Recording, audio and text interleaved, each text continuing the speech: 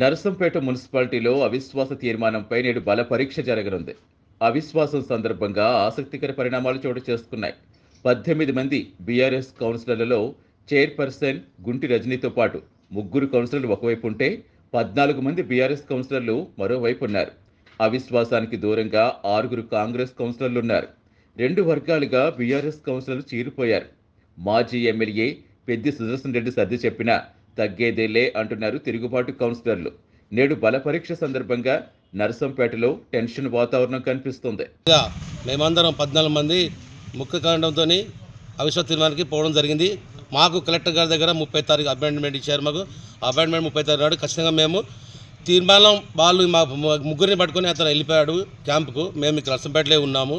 మేము 14 మంది BRS party తరఫున మా అధిష్టానం మేరకే మా ఎమ్మెల్యే గారి మాజీ ఎమ్మెల్యే గారి మేరకే అధిష్టానం మేరకే మేము పనిచేస్తే మేము ఇక్కడే ఉన్నాం. వాళ్ళు పోయినోళ్ళు గౌరవంగా వచ్చి మాతో కలిసి కొత్త ఎన్నికయ్యే చైర్పర్సన్ను ఎన్నుకునే దానిలో వాళ్ళు భాగస్వామ్యం అవుతారని ఆశిస్తున్నాము.